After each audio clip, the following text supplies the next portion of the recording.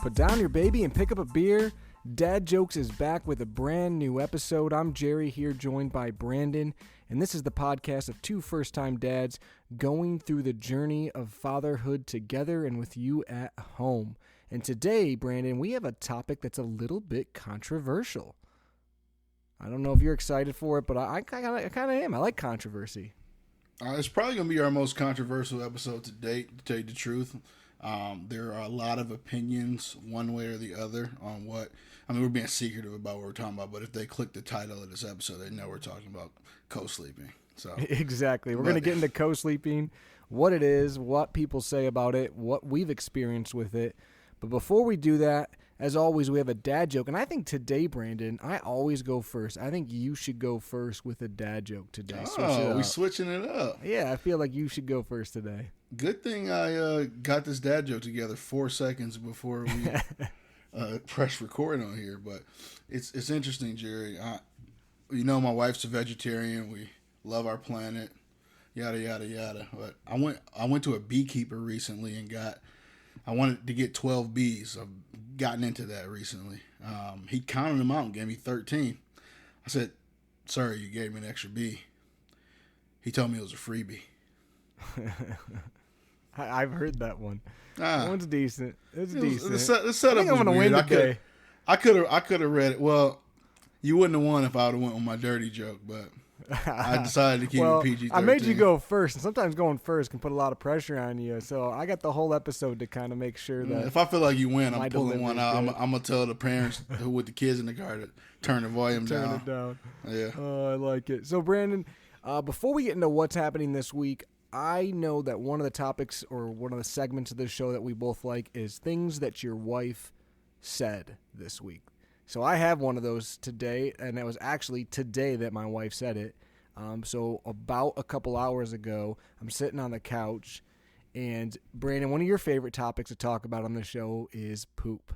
And when Peyton goes to the bathroom, it 99.9% of the time is loud, so you know it. Not only can you feel it, but you hear it. And this girl, well, I can hear her go into the bathroom, and my wife looks at me, and she goes, "I think this is the 90th time she's pooped today." That's been our day. I'm not kidding you. She it's been a literally pretty poopy day. She went to the bathroom 4 times in like 40-minute stretch. I like changed the diaper. Poop? Got back. Yes, it was insane, and one of them was a blowout. So it wasn't like it was a light amount. This girl, I don't know what she got going on today. She's actually been pretty happy. She's been good. She doesn't have like a stomach ache or nothing, but she's always gone to the bathroom a lot. But today she's on some other stuff. What did Macy eat yesterday? Well, you were with us. We went out to dinner together. I'm sorry, Macy. You can only blame yourself. You are the food. Exactly. It's just funny because she's always goes to the bathroom pretty frequently. We've never had long stretches. But today, she's on some other stuff. It was like she literally went, had a blowout. I remember changing her a couple times. It was so bad, Macy literally looked at me, and she's like, I got this one. Because she knew I was like, hey, I just changed her like 3 times in the last 20 minutes. I'm done. I'm over it. But so that was something that was said to me this week. You know, my kid apparently has gone to the bathroom 90 times today. I don't know if it's been 90, but I bet you it's at least 8. Which Poop is my crazy. Absolute favorite topic. So we like it. We're hashtag poop dads. Well, on the topic of poop, you know, we've talked a lot of times on the show about diapers, and I've told you the ones I like, dislike, but we've never found a brand that can contain Peyton because she has blowouts all the time. So Macy recently went to the store and she bought Target brand diapers, and she brought like Millie something diapers also from there. 2 different kinds that we haven't had before. We tried them both. She's blown out of them both already day 1. So we're still trying to find a diaper that works for her. It doesn't exist. Is she between sizes right now? She's been between sizes since birth. I think that's the problem. Yeah. You know, honestly, I think it is. But here's the crazy part about her. So a blowout, usually the sides or the back, that makes sense to me. She blows out the front more than... I like that's not uncommon at all. She did that again today. That's velocity, right? I don't know what she is. does, but it like comes out the front, and then it's on her stomach, and then it's on the clothes. It's bad. So I don't know if Bryce has ever had one of those. Oh, yeah. Today was a great one because she did that. We're changing her. There's poop everywhere, naturally. We're getting it done. Macy gets the diaper off her, but because there's so much going on, she doesn't do the number one thing you got to do when diaper changing. We even went over it in the podcast. You put the new clean diaper underneath. She doesn't do that. So what's Peyton do? She starts to pee. And not a little bit. Apparently, she had just drunk 2 gallons of water because she's peeing everywhere. So much so that's like all over her, in her hair. So now you got poop. You got wet poop. Extra. Oh, man. So then basically she picked the baby up, went to the bathtub, cleaned her, and I cleaned the changing table for the next 10 minutes. So that was part of our day today. But what's been going on in the Banks household this week, Brandon? Well, Bryce turned 6 months old since the last time we talked. So we had another trip to the pediatrician for his 6-month appointment, which was actually a couple days ago. He's continuing to grow. He's 17 pounds, 14 ounces, almost 27 inches, which if we, just to remind the listeners or those who may not have been with us from the beginning, at birth, he was 6 pounds, 15 ounces. So he's grown almost 11 pounds, and 20.4 inches. So, he's grown more than Peyton weighs. That's crazy. That just hit me. You just said that, and I was like, he's grown, because Peyton's 10 pounds 3 ounces, so he's grown more than Peyton currently weighs, and they're not that far apart in age. It's crazy. I'm looking at it, I'm like, is this what keeps me grounded? Are like the percentages, and I always make fun of people who are my kid's 99th percentile and everything. He can go and dunk a basketball and stuff like that, but he's still in like the 50th to 75th percentile for like weight and height right now. So it's not like he just, in my head, this kid is huge and he's like gone off the scale, and I'm like, is this dude like too heavy? Yada yada yada. Well, you can't really get to that point right now, but everything is kind of lining up, and the big thing even beyond that was I went over the charts. Kelsey and I went over the charts with his doctor. I don't really care. I care, but I don't really care what he weighs. It's just about seeing the progression on the growth chart, and he stayed pretty consistent there. And so that all works out. He got his shot, so this is his third round, his last round of shots for a while. He's not going to get more shots until he is 1 year old. But this is the first time. He normally cries when he gets them, and then you can kind of tell throughout the day and maybe even at night that he's a little irritated. We definitely could tell that yesterday, but he had a slight fever overnight, and he had a fever today, so we gave him some children's Tylenol to try to combat that. I was at work today. Sounds like he was pretty fussy for his mom and grandparents today, because her parents came down and visited him. But he's making his way through it. He was actually great for me. While I was kind of, his mom was running. I'm sure Kelsey loves that. It was kind of annoying for her. I'm sure she loves him that. And we had a good time. And then he went right back to being irritated when she was putting him in the bed. Oh, that's the best. So yeah, so I helped out there as well. But it's been a good week. He's introduced the sweet potatoes. The last time we talked, he had peas, so he liked the sweet potatoes way more than peas. Had peas again today. If you look at the TikTok, Dad Jokes TikTok, which will be in the description, you can see his first experience with peas. And we actually, Kelsey convinced me to do this. We had a slice of cheese pizza that she was eating, and we put it in, just put it in his mouth. He didn't get any, but he just kind of, he always moves his mouth a ton. That was his favorite experience, and so he's looking at us while we're finishing it off, like, yo, give me some more of that. He's moving his mouth with us, trying to get it. It was actually hilarious. So it's been an eventful week for Bryce, my 6-month-old somehow. Right there now. you go. There How you about go. you guys? Happy year. We've had a pretty eventful week as well. Obviously, we're in that dreaded leap because you're always in a leap. But she's actually been, if anything, maybe a little less fussy during the day, but she's been waking up more frequently at night. So that's a little bit tough. today it's kind of funny because she's not a good napper. She does not nap well without contact. And Macy usually tries to put her down multiple times during the day in the Magic Merlin suit. And usually she can get her to go to sleep for about 30 to 40 minutes. And that's a win. Today I put her down for a nap because Macy was supposed to work, but she actually got mandated off. So we were both here together today, which was kind of nice. And I put her down and she slept for an hour and a half. And we actually had to wake her up because we had to go do something, but it was great. But she was kind of like Kelsey was with you. She was a little bit annoyed with me. Like, really? Now she's going to sleep an hour and a half. So that was clutch. And then actually Macy put her down later in the day and she slept for an hour. So she did a little bit better with naps today. Another thing we're trying this week is to go more on a scheduled bedtime and do it earlier, because that's always been Peyton's biggest problem. She's most colicky. She struggles the most between 8 and midnight.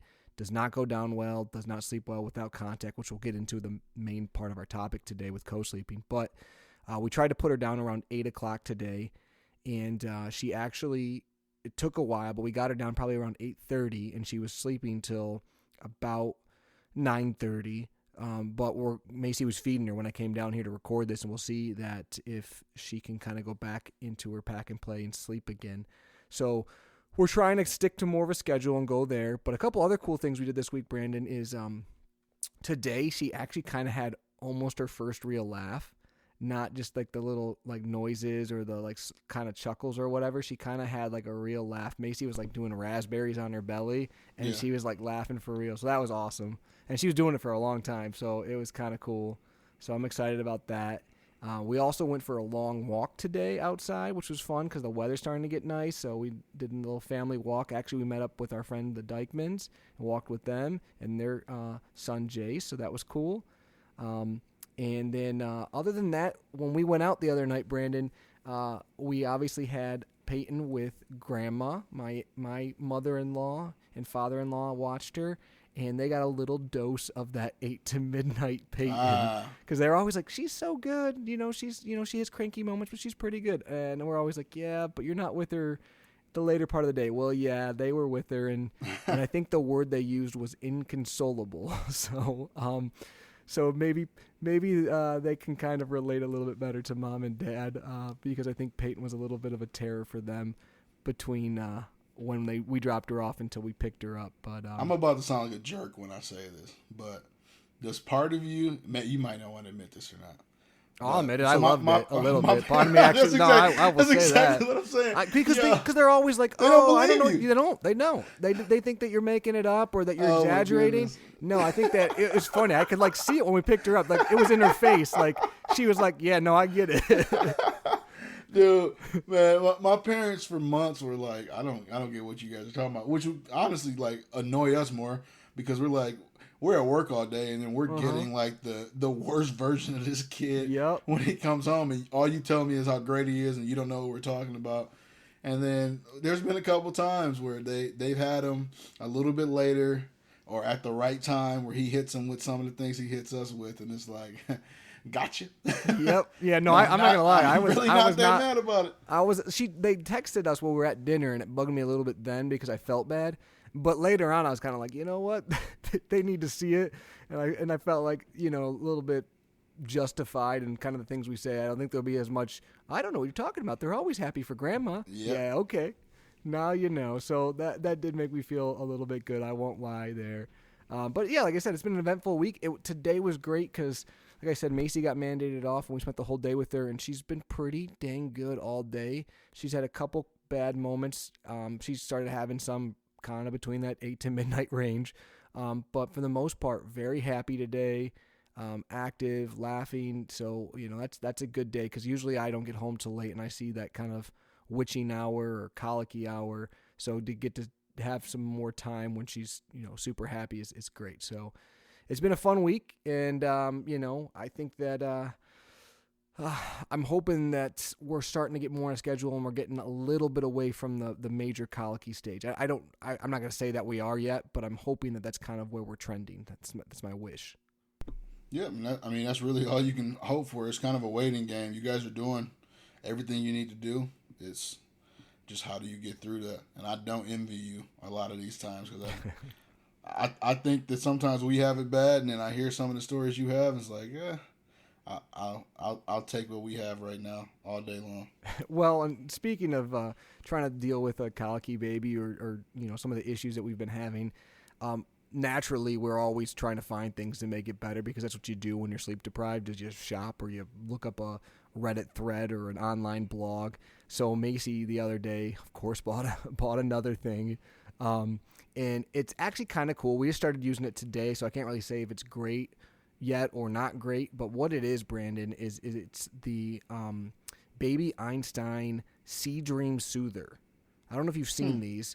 You should look it up on your phone. No, I'm we're about talking. to look it up right now. Yeah, basically it's like a box that like lights up and has like sea creatures that move in it, and it plays like soothing sounds. But you kind of put it right in the crib, and apparently. And you have a remote as a parent, but also they have I feel like I had one of these. Yeah, apparently it's supposed to help babies go to sleep. But what also is cool about it is you start using it right about Peyton's age right now, but they use it when they get older up until like, a year or so. And the babies, once they get a little bit older, can like hit this button, and it basically helps them self-soothe. And a lot of people in reviews have kind of said that their baby will wake up in the middle of the night, hit that button, or the thing will turn on because the parents hit the button, and it will help them go back to sleep. So we just started using it today. I can't say that it works or doesn't work yet. I can tell you that she's fascinated by it. I don't know that it helped her go to sleep, but we're going to try that out. So it's worth looking at. It does have really good reviews. It's not that expensive, but anyone that maybe is trying to find a way to help their baby sleep better or with self-soothing might be something to look at. So if nothing else, Brandon, I'm sorry because Kelsey might be putting it in the Amazon cart. You took the words right out of my mouth. I'm sitting there listening. One, I've seen this like multiple times at other people's houses, and even before we had kids, it's one of those things. I'm pretty sure I'll play with this myself. Like just sitting there looking at it, like this thing is cool. It's pretty cool. This is something that come Monday, Kelsey normally is like one of our first listeners on her drive to work in the morning at like 6 a.m. And I bet this gets put in the cart and shows up at my house like next week on Wednesday probably. Well, I don't know what I don't know what it was in reference to, but yesterday at dinner at one point in time, I heard Kelsey say to Macy, "Hey, send me that." And I saw you go, "Don't send her that," to Macy. And I don't know what it was in reference to. Then I maintained eye contact with Macy for probably an awkward 10 seconds to make sure that my point I don't even know what it was in reference to. I still don't know what product that was, but that was kind of funny. I just saw that. Yeah, so they definitely feed off each other with a lot of they do. The purchases. For sure. And this stuff is I feel like the ticket just keeps getting more and more expensive. But hey, she makes her own money. Let's get it. Well, this one was kind of funny too because we actually got a $45 like free gift card to Sam's for like a sign up membership thing. Oh man, you sound like them now. No, this is the funny thing. No, no. See, here's the thing, Brandon. I literally, because it was in my name, I got it. I sent it to Macy. It's sitting on my kitchen. No, it's sitting on my kitchen table. So yesterday I go, "Hey, we got to remember to use this," because she went to Sam's to buy some food. I said, "We got to remember to use this." She goes, "Oh, I did use it." I said, "Oh, you used it on the food?" She goes, "No." I said, "Well, what'd you use it on?" She goes, "That thing sitting right there." I said, "On the baby's thing we didn't need?" Yeah, so no, Jerry was not involved in that. I was put together with it, but that's how she justified spending that money because it was free. But so no, that was not Jerry's idea, but that's what we used. I'm gonna get in trouble for this entire conversation, but it is crazy how like these gift cards and things like that might randomly show up that could be applied to like normal household items that end up just becoming Bryce's gift cards or Peyton's gift cards apparently. Exactly. It's like Kohl's Cash. You just get like extra. Like they're always like, "Hey, I saved $900," but how much did you spend to save the $900? Dude, all I know is that we're 20 minutes into this podcast, and I know now that I'm gonna come home from work at 5:30 or 6 on Monday, and Kelsey's gonna be looking at me side eye on the couch, and like, you decided you want to talk about the spending now. So let me preemptively say my bad. You're bad, and also as a retaliation, Kelsey, I think you should buy at least 3 items. I'm giving you permission by at least 3 or 4 items right you now. giving her permission. She gonna be more upset with you for acting like you got the ability to do that. I don't Good know. job. You dug Maybe I'm yourself helping your you own out. hole. Well, maybe I'm helping you out. Good job. I'm Showing giving you. you permission. Oh. Hey, you hear that? You got Jerry's permission. Good job. Turn it up. So, Brandon, let's get into today's topic. Hold on. Today. Go ahead. Because I got a baby fact to start us off. You do? Yeah, I That'll want to hear the lead- baby fact. Oh, you might have been leading me up to that. I don't know. Maybe Oh, this you're is fine. Go ahead. So I'll give you permission to give your baby nah, fact. I appreciate you, Jerry. My baby fact has a lot to do with the topic, so I kind of wanted to start us off there.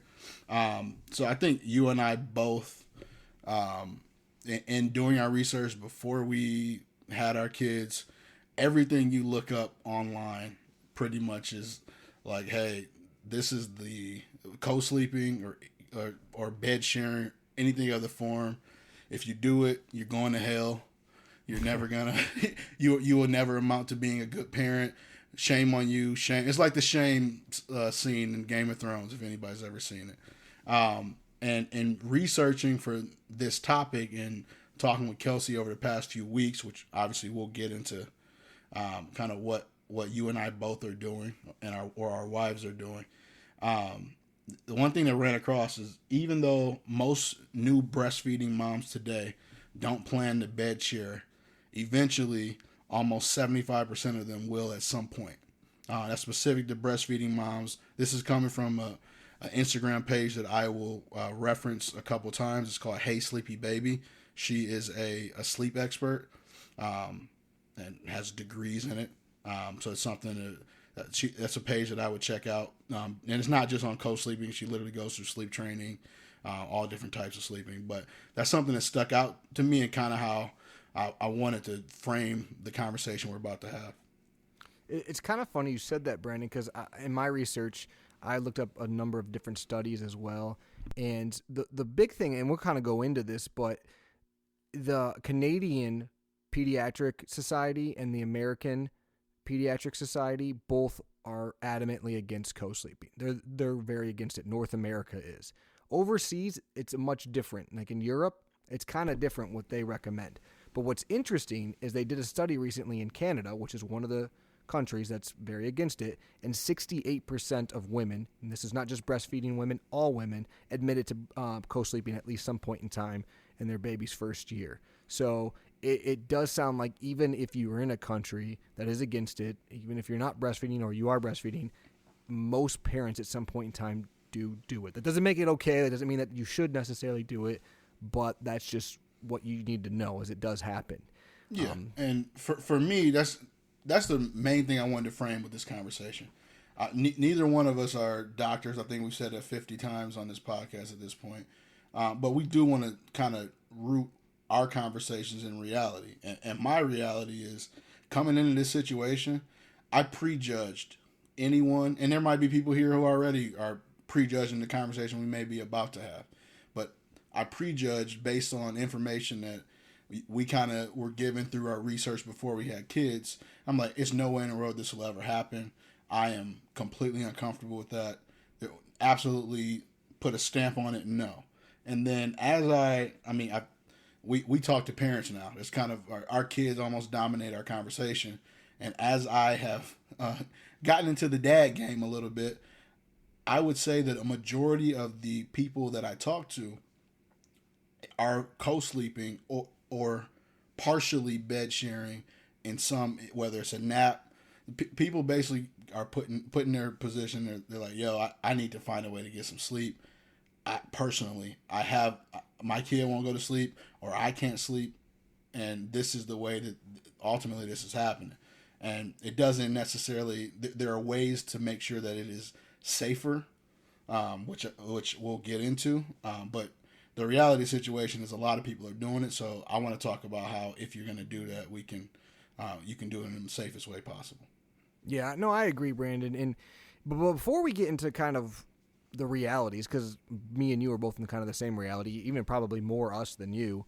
But before we get into that, I kind of want to go over why they say you shouldn't co-sleep, because I think that's important to know. Why they say you shouldn't co-sleep is because obviously if you're sleeping with the baby, it causes potential issues with them quite honestly suffocating or having issues, because at that point in time, either the sheets or blankets or your body can suffocate them. Also, you could roll over on them and your weight could be on them. You could knock them off the bed. You could have them push between you and a pillow or you and a spouse. There's lots of different ways where basically it can become hazardous to the baby and cause, even a life-threatening situation. So that is why it is recommended not to co-sleep, because ideally the recommended way to sleep is in a bassinet or a crib with firm fitted sheets, nothing else in the crib, on their back. That is what is recommended because it's the safest way to help prevent SIDS, sudden infant death syndrome, which is every parent's biggest fear, I would say, Brandon. And so that is kind of what is recommended by them.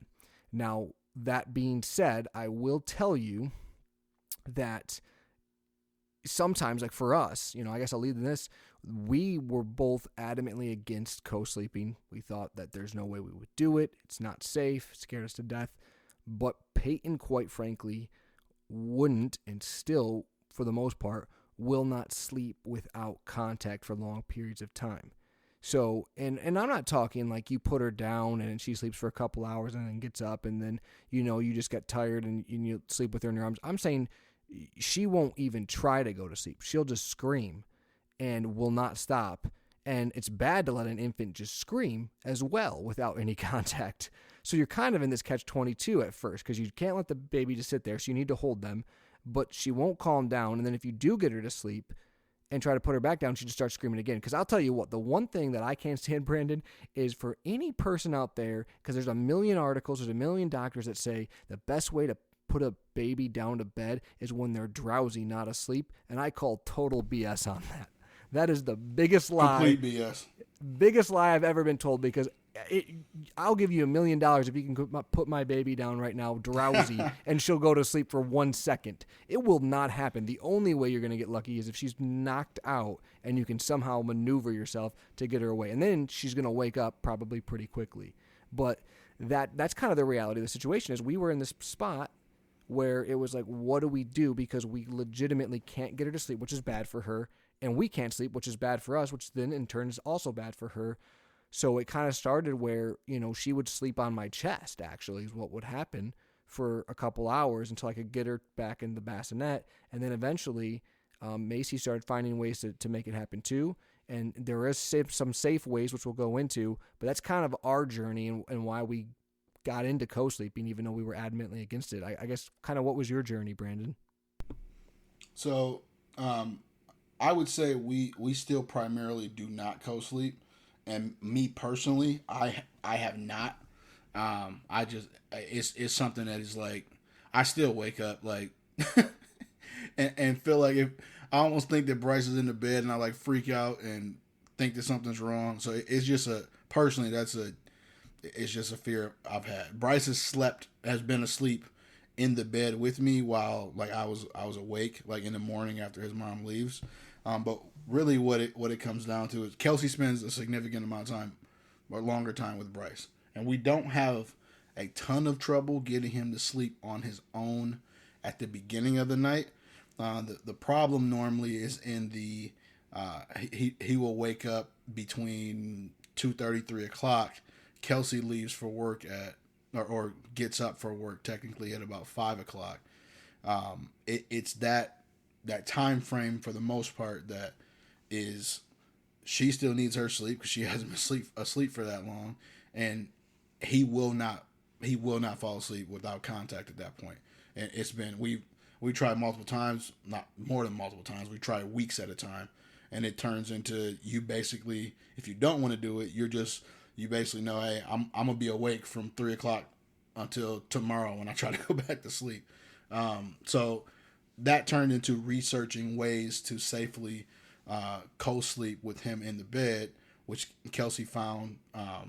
And so between 3 and 5 every day, pretty much every day, I should say, he is in the bed with us on her side of the bed, which we'll get to in a second. So I don't really see him. He's cradled on her side of the bed in a sleep safe or co-sleep safe position from what we have researched. Once again, we're not the doctors, we're not the experts, but we found a way that works for us.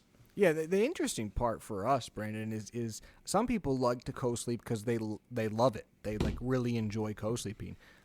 That actually is not our experience. Like Macy, Kelsey does. She thinks it's uncomfortable. Well, and that I heard her say that the other day. But the funny part is like Macy and myself, we both would still much rather not co-sleep. We're not doing it at this point in time because it's like, oh, we kind of like it, or we found out it works better for us. No, Macy would we try every single night still to get her to sleep in the bassinet, because you got to keep trying, because eventually it's going to happen. Yeah. But the problem is, sleep training and doing those types of things, like having her in a different room, they say don't.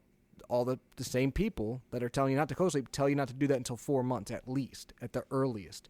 She's only 3 months old, so we can't really do that yet, but we still try every night to put her down. But yeah, it's not like we love it, because Macy, quite frankly, like, it's very uncomfortable for her. She's found herself to be more sore, her back to hurt, myself too when I do it, and it's stressful, and so she doesn't sleep as well. I don't sleep as well, and then there's still that worry of something going wrong. So neither one of us is a fan of doing it. It's just honestly become a necessity, because otherwise nobody in our house would sleep, or you would hopefully do the cry it out method, which at this point in time can be harmful too, according to pediatricians. So yeah, and it's completely different for a colicky baby. Correct. So that's kind of that cry out is not going to work. I think it's important to note that it's not like, at least for us, it's not like, hey, we're doing this because we think it's really a good bonding experience or anything like that. Yeah. No, it's literally a necessity thing. But like you mentioned, Brandon, there are some safe ways to do that, which I'm going to let you go over. But before that, another thing to note is that a big fear, obviously, with co-sleeping is, SIDS. But they say that it is better if you're going to co-sleep if your baby is breastfed. They also say that it is better if you do not smoke or drink. Those are all attributed to better experiences and less accidents, if you will, during co-sleeping. So if you are breastfeeding your child and that you don't smoke in the house, those are make it a little bit safer to co-sleep, I guess, than to not co-sleep. Yeah, and one thing I want to quickly mention that on our end of it is something that's come about for about the last month, after Bryce was about 4.5, 5 months old. It wasn't something that came out as a need prior to that, because he was more or less sleeping in like 3-hour stretches. So he would sleep 3 hours. We'd be up with him for 30 minutes to an hour, put him back down. So we didn't run into the same issues that we were having. So, but to start, there's what they call a safe 7 with co-sleeping. So you mentioned a few of them. One's a non-smoking household. You don't want any kind of secondhand. This is just in general, in my opinion, but to each their own, I guess. But you don't want any secondhand smoke around your baby, your toddler, Brandon, anybody else. And the second step, or safe of the safe 7, no alcohol, or make sure that both adults in the bed, if there are 2 adults in the bed, are sober. Breastfeeding mother is part of the safe 7, and I kind of want to stop there for a quick second. One of the reasons and one of the tips for safe co-sleeping or bed sharing is that you basically the child and the mother have that bond from breastfeeding. A lot of times the child they are aware of the mother's breast and where it is, so they are more apt to kind of keep their head in position to be able to latch. It's like one of those innate things that humans and children are born with. So through studies that's been shown as one of the reasons that being a breastfeeding mother and bed sharing is that's the benefit of being a breastfeeding mother if you're going to bed share. Healthy full-term baby is the 4th bullet. Baby placed on back. Light clothing and or no swaddle or sleep sack is another point. safe surface and surroundings is the last one. And the main thing there is you don't want like gaps between like your bed and like a dresser where a baby can slip into a gap and not be able to move their neck. You don't want unused pillows or loose pillows, big comforters, things like that on the bed that could be a potential choking hazard. You don't want like cords or anything that dangles from curtains. You basically want to put yourself in a position where there's not much between the baby and mom. They're in a curled up position that actually most mothers can honestly breastfeed from when they have the baby on the bed. And those are kind of the beginnings of safely sleeping or co-sleeping with your baby, according to the sleep experts. Yep, no, you're right on, Brandon. What we do personally is we have a king size bed, which is fortunate for this. But basically, Macy will be on the one side. Fortunate of the bed. for you. Well, but it's also safe. You're fortunate, right. But it is safe because I think it'd be much harder with us. Honestly, I think obviously you can do it, but it becomes more difficult. But she sleeps on her side with Peyton obviously on the side to the middle of the bed, so that there's no risk of her falling off the bed because she'd have to either go through Macy or through myself on the other side. And then Macy basically sleeps on her side and has her arm out, and Peyton's kind of on her arm, like you kind of said, in that position. And we don't swaddle Peyton so that she's got her arms free. And basically we don't have any blankets or anything nearby. I'm at the other side. I don't move a lot in my sleep. Macy, in the position she's at, really can't move at all.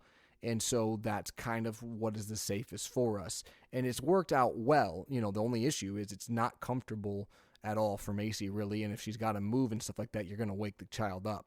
When I do it, typically, because I don't... I can't do that position as well. I've done it once, but I usually will try to prop myself up almost into like a sitting position and kind of have Peyton like on my chest, like almost like she would sleep during the day, and she sometimes will fall asleep that way. Again, I don't wear a shirt to bed. There's no clothing. There's nothing there, so she can't choke on anything. I can usually go to sleep. She can go to sleep. The hard part there is my back pays for it when I wake up in the morning. But those are the two ways we primarily will co-sleep. And again, they've worked out fairly well for us, other than the fact that it's probably our chiropractor bill should be higher if we were really taking care of ourselves. But how have you guys kind of done it? Actually, it's almost the exact same process. A lot of times, I don't move a ton from side to side. Now, I'm known as I probably have restless foot syndrome, and it's very hard for me to sleep. But when I'm cashed out, I'm cashed out, for lack of a better way to put it. But we have it positioned where we don't really have any gaps on our side of the bed, and there's not a place. The bed butts right up against the nightstand, so there's no room for Bryce to go, or no hazards on either side. To tell you the truth, but really he's just placed right in the middle. And half the time I don't even know it because I'm knocked out if it's in that middle of the night sleep when he goes about it. Any other time I'm probably just not in the bed. If it's a situation where she can't get him down or anything like that in the middle of the day, I'm at work or elsewhere. Yeah, no, for sure. And I think that there are safe ways to do it. There's research out there that shows you, if you're going to do it, how to do it. But one thing we kind of mentioned earlier to come back to, Brandon, is that, North America is very anti co-sleeping, but in Europe and overseas in some countries, it actually is the most common way to have a baby sleep. A lot of those countries won't even have them sleep in a crib or a bassinet. They will actually co-sleep from birth, and that's kind of normal practice. I'm not saying that that's right. I'm just saying that it's interesting that if you kind of read like European pediatric, studies or literature, they're not against it because they practice it certain ways, and I guess it's kind of been part of their culture for a while. So that's something I found interesting when doing research for, myself, but also for the show. Yeah, and that change in North America is not as it's not that old.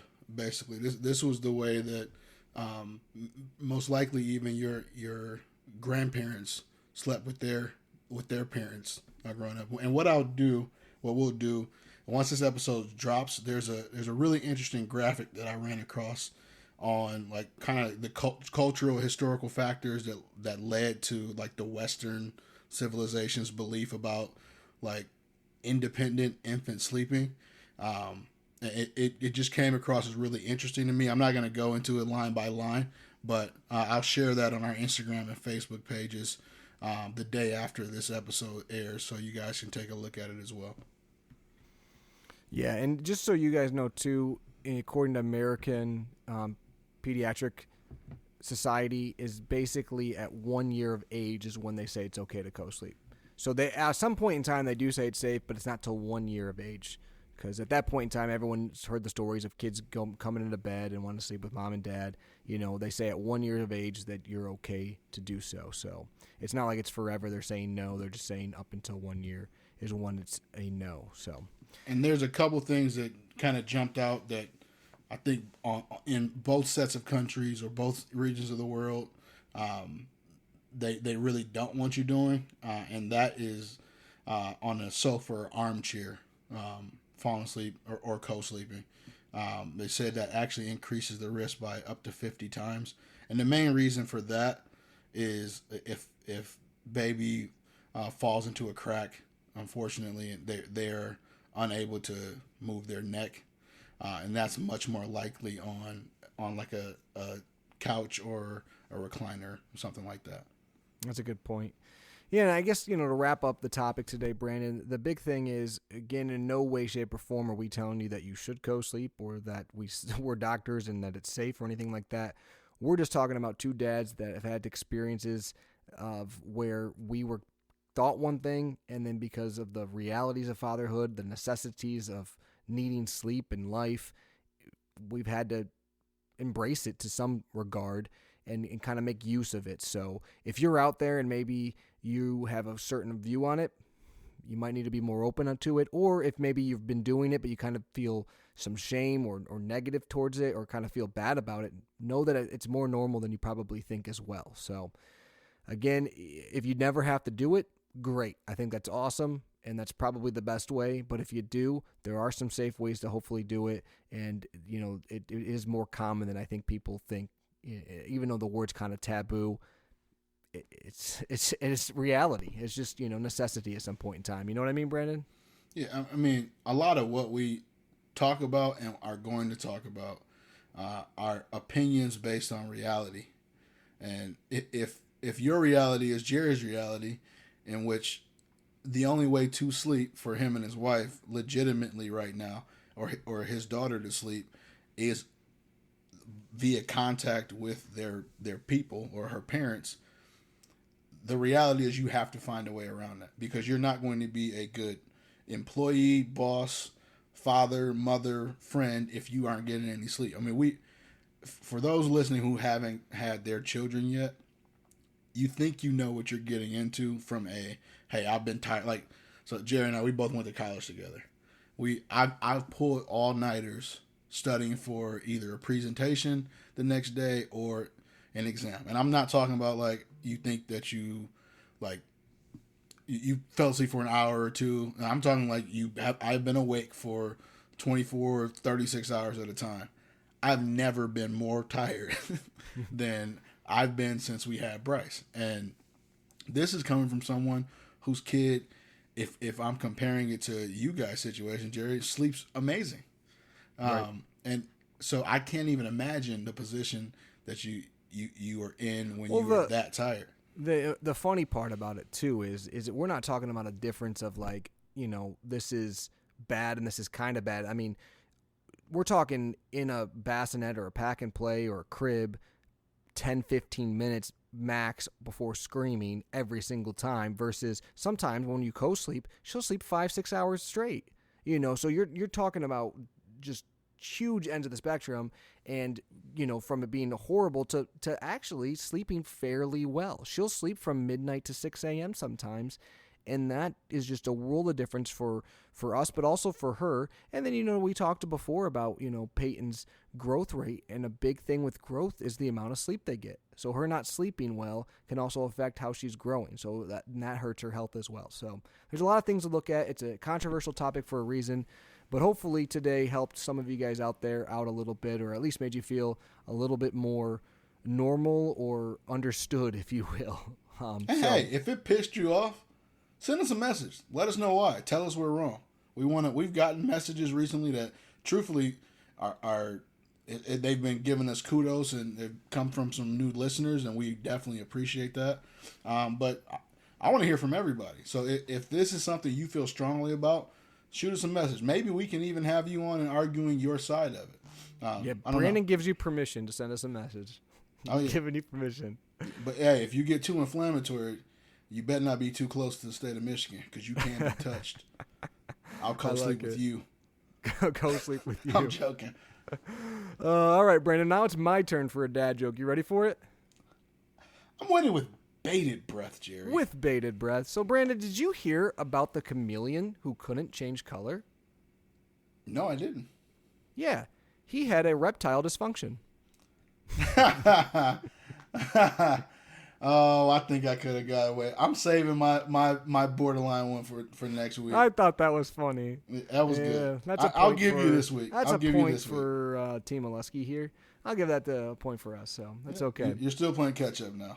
I think you're down. Let's say 17-12. All right. Well, Brandon, you did mention earlier something that I was going to bring up here at the end, and that is that we just started a Dad Jokes TikTok. And I'm not going to lie to you, Brandon, I do not have a TikTok. I feel like I'm 90 because I know very little bit about it. I feel like you don't know that much about it either. So basically what we've done is we've created it and we've handed the keys over to our wives. Now, this just started, so we don't have very much on there yet. But please follow us on TikTok. Give us suggestions of things you want to see. And if you really want to, look at it, it's our wives doing it, not us. And they're much better at this thing than we are. So it's more reason to pay attention to that. I might put a couple up there. I kind of started looking at it okay.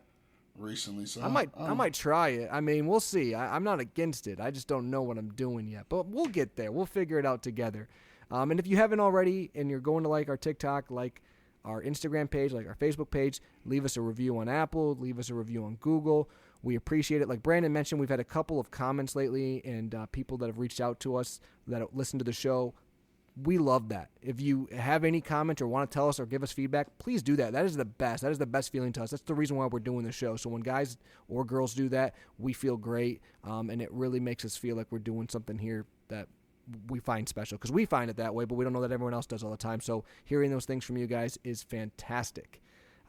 So continue to do so. But for Brandon, I am Jerry, and until next time, you've been listening to Dad Jokes.